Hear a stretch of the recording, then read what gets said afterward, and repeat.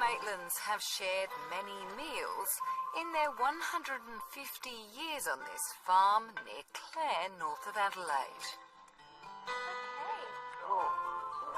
But these days they have a whole new appreciation for what's on the plate, because the main ingredients in this dish are homegrown. We had a fettuccine and some pesto, chickpeas. It's the result of a value-adding business the youngest generation started 6 years ago. Would you like some more, Dave?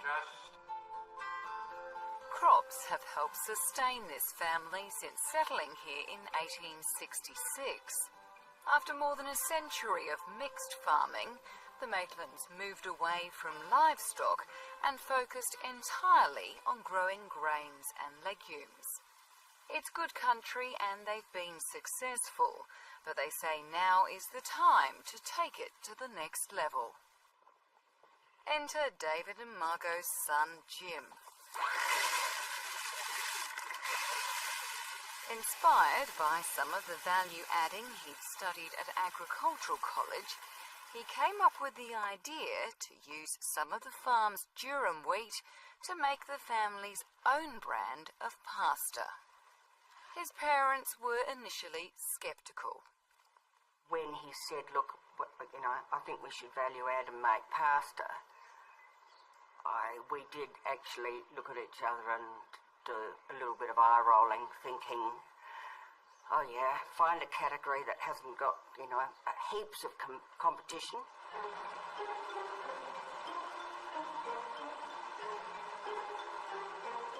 To stand out in that crowded marketplace, Jim and his wife Catherine went looking for a point of difference.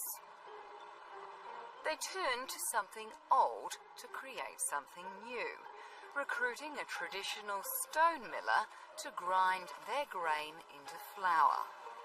A technique they say retains the structure and much of the goodness of the grain.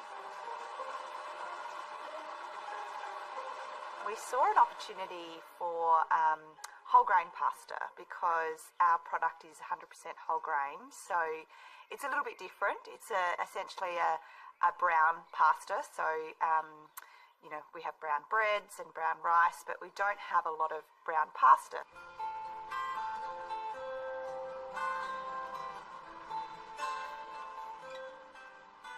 The family decided to build on its slow-growing but loyal customer base by expanding into other products. As the years have rolled along and we've produced or developed other products, we've probably learnt the importance of starting at the consumer end. Despite the truckloads of faba beans, broad beans and chickpeas coming off his and other farms, hardly any wind up as savoury snacks in Australian shops. It was a pretty clever idea. Yeah. Here's something just begging for for an Australian, a South Australian, a Clare Valley regional sort of story and provenance. Here we go, sweetheart. These are lemon and thyme and they're beans. In the last year, the Maitlands have released 3 types of roasted pulse snacks, with the main ingredients coming from their farm and other properties in the region. So these are rosemary and sea salt, and they're whole faba beans and chickpeas as well. So the faba bean is the brown one, so they look a bit different, but that's how they come off the paddock.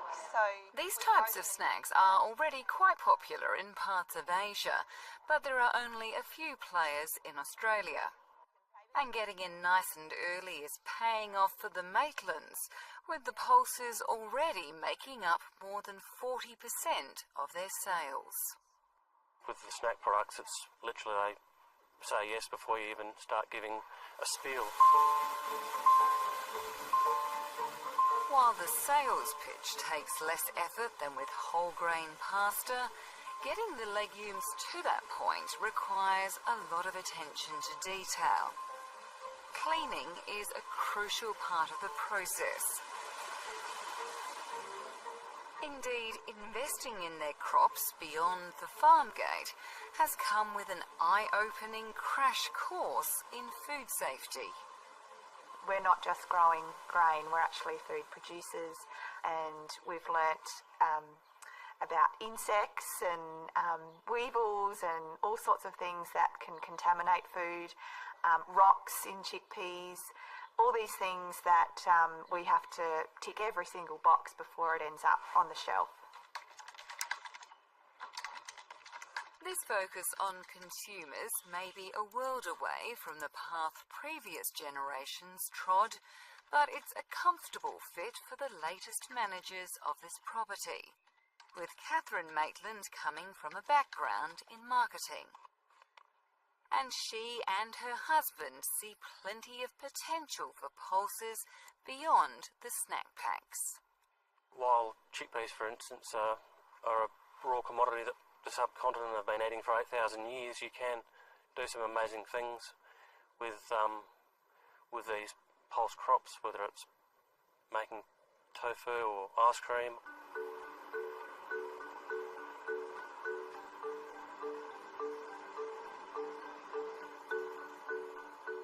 That potential in the kitchen prompted another pulse product, retorted chickpeas. That's when a raw product is heated in cans or pouches in a pressure cooker to make it sterile and extend the shelf life. In Australia, the majority of retorted chickpeas come in cans and many are imported. The Maitlands decided to develop a locally grown option with the help of this Melbourne food processor. It's a partnership that has opened up new opportunities for both businesses, with Pankara's pouches coming to the attention of one of the processor's food service customers. The biggest thing for food service was Australian grown. Most of the chickpeas that they get from the Middle East, from overseas, so to have the product, they're producing Australian-made products, so they want Australian ingredients, and that was a real selling point. A gold medal or two doesn't hurt sales either. Value adding is sometimes adding cost. I would say that the first couple of years, we weren't breaking even. Now we're starting to break even and make a small profit. So is this kind of based on a Jamie Oliver recipe? Or This is sort of a Catherine Maitland recipe, I suppose. It's the best. Bit of everything. And with the profit margins starting to look a little healthier, they're hopeful this food journey they've embarked on will help sustain this farm and family for many generations to come. We've certainly had ups and downs and challenges and sweat and tears and all the rest of it, but I feel that the bigger picture and what we're growing and working towards is certainly all worth it. Cheers, Jim. Well done, Catherine. It's a pleasure to be here.